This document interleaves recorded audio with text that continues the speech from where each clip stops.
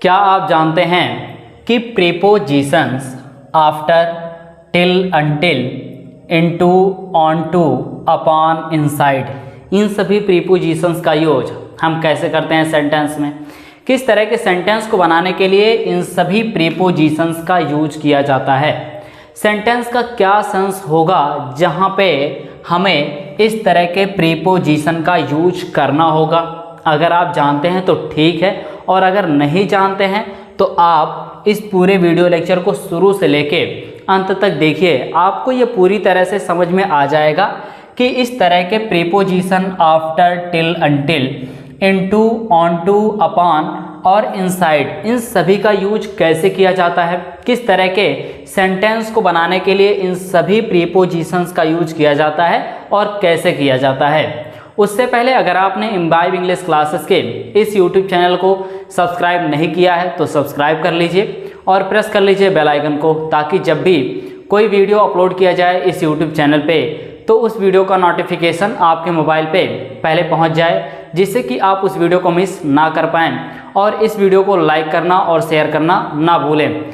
चलिए अब हम अपने प्रीपोजिशन पे चलते हैं, देखते हैं कि किस तरह से इन सभी प्रीपोजिशंस का यूज किया जाता है सेंटेंस को बनाने में। यहाँ पे देखिए, सबसे पहले मैं आपको बताना चाहूँगा आफ्टर के बारे में, जो कि इस वीडियो का पहला प्रीपोजिशन है। यहाँ पे देखिए आफ्टर, इसका यूज हम कैसे करते हैं सेंटेंस में? देखिए आफ्टर का यूज हम प्रीपोजिशन के तौर पे करते हैं हमारे सेंटेंस में। जब के बाद या के पीछे पढ़ना का सेंस आता है तो वहाँ पे हम क्या करते हैं, वहाँ पे हम आफ्टर का यूज करते हैं।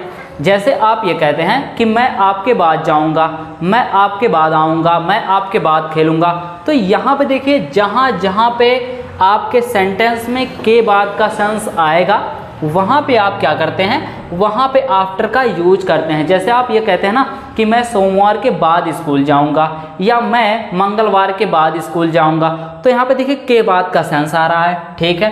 तो ऐसे कंडीशन में आप क्या करते हैं, आफ्टर का यूज करते हैं। अच्छा, के पीछे पढ़ना का सेंस कैसे आता है हमारे सेंटेंस में? देखिए जैसे मान लीजिए आप कहीं पे बाजार जा रहे होते हैं पैदल और आपके पीछे एक्सीडेंटली 2-4 कुत्ते पड़ जाते हैं। यहाँ पे देखिए आप कुत्ते क्या होते हैं, आपके पीछे पड़ जाते हैं। तो ऐसे कंडीशन में जहाँ पे क्या होगा, के पीछे पड़ना का सेंस आएगा, तो वहाँ पे आप क्या करते हैं, आफ्टर का यूज करते हैं। तो आप यहाँ पे यही तो कहेंगे कि 2-4 कुत्ते मेरे पीछे पड़ गए थे। यहाँ पे देखिए पीछे पड़ना या पीछा करना का भी सेंस आएगा, वहाँ पे आप आफ्टर का यूज करेंगे।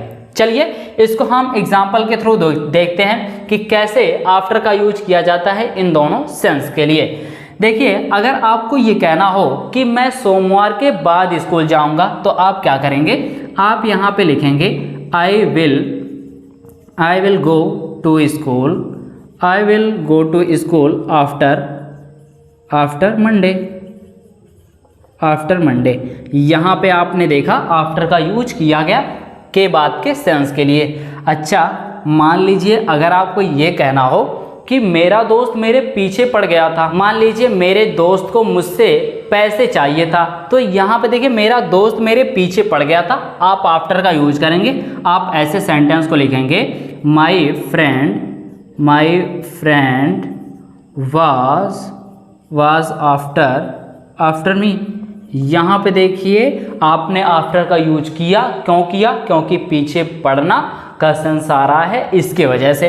अच्छा, अब हम चलते हैं अपने नेक्स्ट प्रीपोजिशन पे, देखते हैं नेक्स्ट प्रीपोजिशन क्या है। यहाँ पे देखिए आपको बताया गया है टिल, अनटिल।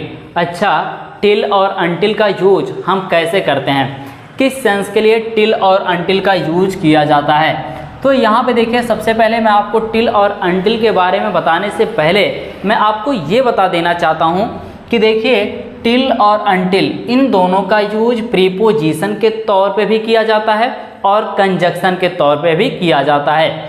देखिए जब आप टिल और अनटिल का यूज प्रीपोजिशन के तौर पे करते हैं तो वहाँ पे सेंस क्या आता है, तक का सेंस आता है। लेकिन तक किसके साथ लग के आएगा, समय के साथ। यानी जब समय के साथ तक का सेंस आएगा तो वहाँ पे आप क्या करेंगे, टिल या अनटिल का यूज करेंगे।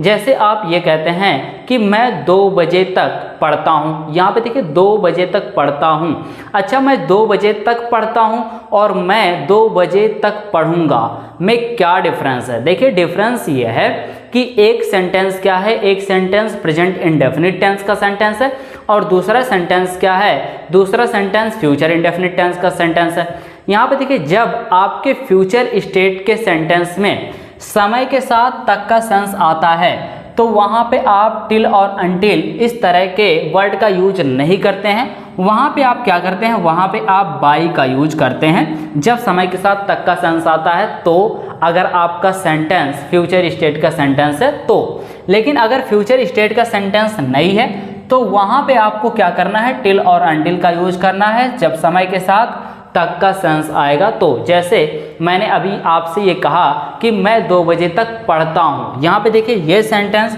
प्रेजेंट स्टेट का सेंटेंस है, प्रेजेंट इंडेफिनिट टेंस का सेंटेंस है। तो आप इस सेंटेंस को क्या करेंगे, इस सेंटेंस को बनाएंगे टिल और अनटिल का यूज करके। आप यहाँ पे ये लिखेंगे I study till 2 o'clock, till 2 o'clock। यहाँ पे आप अगर चाहें टिल के बजाय अनटिल का यूज करना तो आप अनडाउटली यहाँ पे अनटिल का यूज कर सकते हैं। इसी के साथ अब हम मूव करते हैं अपने थर्ड प्रीपोजिशन पर। देखिए थर्ड प्रीपोजिशन क्या है, देखिए थर्ड प्रीपोजिशन है इनटू। अच्छा, इनटू का यूज आप तो जानते होंगे ना कि कहाँ पे किया जाता है, और अगर नहीं भी जानते हैं तो जान लीजिए।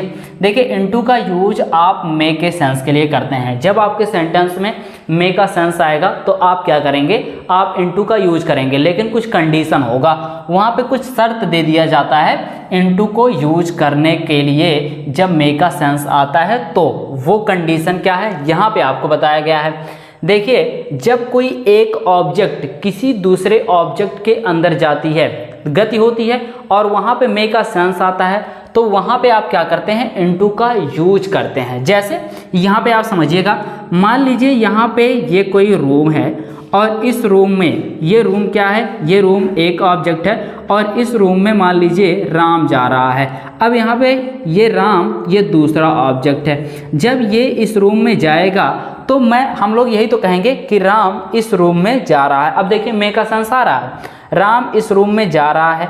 अब यहाँ पे मे का सेंस आ रहा है और ये राम जब इस रूम में जा रहा है तो वहाँ पे क्या हो रहा है, वहाँ पे गति हो रहा है। यानी हम ये कह सकते हैं कि जब कोई एक ऑब्जेक्ट किसी दूसरे ऑब्जेक्ट के अंदर गतिशील अवस्था में प्रवेश करती है और वहाँ पे मे का सेंस आता है तो वहाँ पे क्या होता है, वहाँ पे हम इनटू का यूज करते हैं। कंडीशन नंबर फर्स्ट ये कहता है और कंडीशन नंबर सेकंड क्या कहता है, यहाँ पे देखिए अवस्था परिवर्तन। देखिए अवस्था परिवर्तन क्या होता है, जैसे हम क्या करते हैं, हम पानी को कटोरे में रखते हैं या बॉटल में रखते हैं और उस बॉटल को फ्रिज में रख देते हैं। अब यहाँ पे देखिए पानी किस में चेंज हो जाता है, पानी बर्फ में चेंज हो जाता है। पहले वो किस स्टेट में था, किस अवस्था में था, पहले वो लिक्विड स्टेट में था, लेकिन बर्फ बनने के बाद वो किस स्टेट में चेंज हो गया, वो सॉलिड स्टेट में चेंज हो गया। अच्छा, यह भी एग्जाम्पल है और एक एग्जाम्पल मैं आपको देना चाहूँगा। देखिए अक्सर आप ये किताब में पढ़ते हैं कि हिंदी इंटू इंग्लिश, ठीक है। अब यहाँ पे देखिए इनटू का यूज क्यों किया जाता है, यही तो है कंडीशन। यहाँ पे हिंदी क्या है, एक अवस्था है और ये दूसरी अवस्था में क्या हो रहा है, चेंज हो रहा है, हिंदी इंटू इंग्लिश या इंग्लिश इंटू हिंदी। इस तरह से आप क्या करते हैं, इनटू का यूज करते हैं जब आपके सेंटेंस में ये दोनों कंडीशन अप्लाई होते हैं। तो चलिए इसको हम सेंटेंस में यूज करके देख लेते हैं। देखिए अगर आपको ये कहना हो कि राम स्कूल में जा रहा है या राम स्कूल में प्रवेश कर रहा है या राम रूम में जा रहा है, तो आप क्या करेंगे, आप यहाँ पे लिखेंगे कि Ram is going into the room. यहाँ पे देखिए इनटू का यूज किया गया मे के सेंस के लिए, ठीक है। अच्छा, अब हम दूसरे कंडीशन वाले पे बात कर लेते हैं सेंटेंस के थ्रू।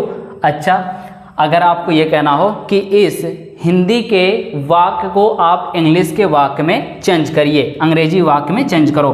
तो आप क्या करेंगे, आप यहाँ पे लिखते हैं कि चेंज दिस हिंदी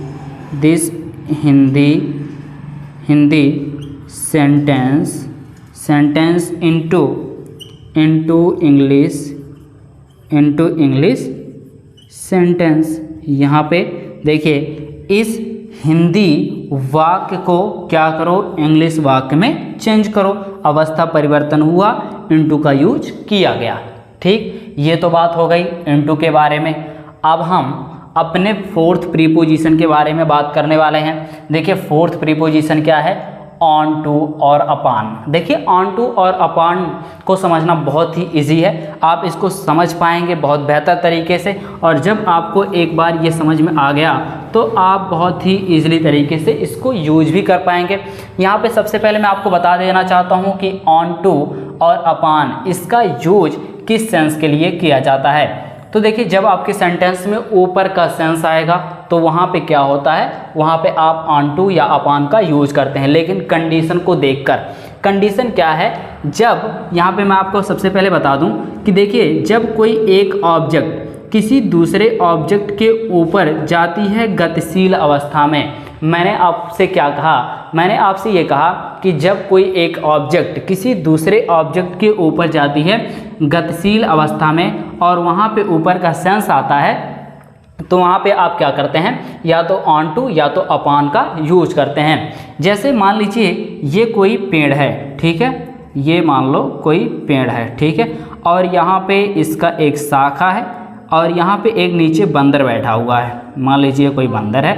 अब यहाँ पे ये बंदर क्या करता है, कूद कर इस पेड़ के डाली पे, ब्रांच पे बैठ जाता है। अब यहाँ पे देखिए, बंदर क्या है, एक ऑब्जेक्ट है और ये पेड़ ये दूसरा ऑब्जेक्ट है। एक ऑब्जेक्ट दूसरे ऑब्जेक्ट के ऊपर गया, लेकिन किस अवस्था में, गतिशील अवस्था में, जैसा अभी आपने देखा है इनटू को। ठीक उसी तरह से आप देख रहे हैं ऑन टू को। जब एक ऑब्जेक्ट किसी दूसरे ऑब्जेक्ट के ऊपर गतिशील अवस्था में आता है तो वहाँ पे आप क्या करते हैं, ऑन टू या अपॉन का यूज करते हैं ऊपर के सेंस के लिए। जैसे मान लीजिए अगर आपको ये कहना हो कि बिल्ली मेज पर कूदकर बैठ गई। अब यहाँ पे देखिए, बिल्ली मेज पर कूदकर बैठ गई। अब इसको आप कैसे बनाएंगे, चलिए देख लेते हैं। अब यहाँ पे आप लिखेंगे द कैट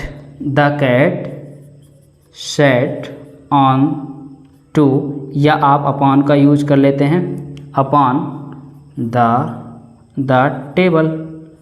टेबल। अच्छा, यहाँ पे देखिए ऑन टू और अपॉन का यूज किया गया।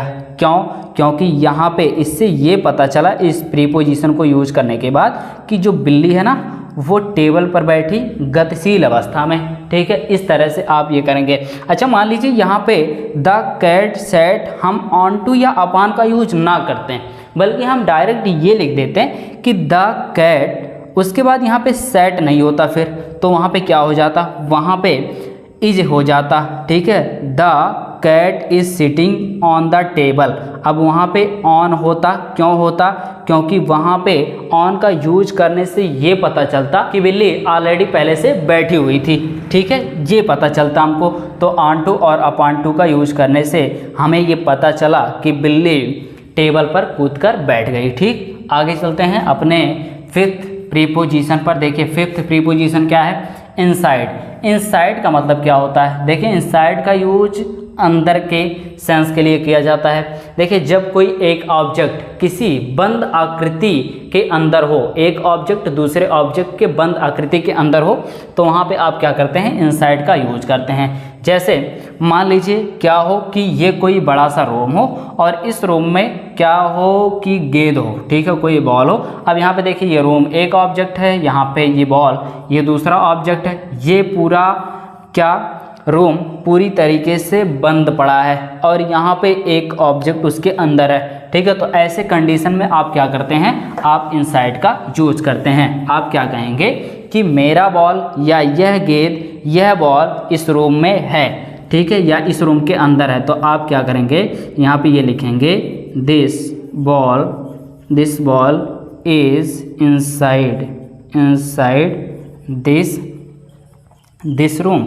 अच्छा, यहाँ पे अब इनसाइड को हमने जान लिया, अब यहाँ पे हम आउटसाइड को भी जान लेते हैं। तो देखिए, इनसाइड मतलब अंदर और आउटसाइड मतलब बाहर। जब कोई एक ऑब्जेक्ट किसी दूसरे ऑब्जेक्ट के बाहर हो, जैसे मान लीजिए यही गेंद अंदर है, यही गेंद क्या हो गया, बाहर हो गया, तो आप क्या करते हैं, जहाँ पे इनसाइड आपने लिखा है वहीं पे आप क्या कर देंगे, आउटसाइड, और इसका सेंस क्या आएगा, बाहर का। ठीक है, तो ये इनसाइड है और ये क्या है, ये आउटसाइड है। तो आज के इस वीडियो में मैंने आपको बताया कि किस तरह से आप after, till, until, into, onto या अपॉन, इनसाइड, आउटसाइड का यूज करते हैं। इसी तरह से और कई प्रीपोजिशन के बारे में जानने के लिए आप इस यूट्यूब चैनल को सब्सक्राइब कर लीजिए और प्रेस कर लीजिए बेल आइकन को। मिलते हैं आपसे जल्द ही एक नए वीडियो लेक्चर में एक नए टॉपिक के साथ। आप जुड़े रहिए इम्बाइब इंग्लिश के साथ। थैंक यू इस पूरे वीडियो लेक्चर को देखने के लिए।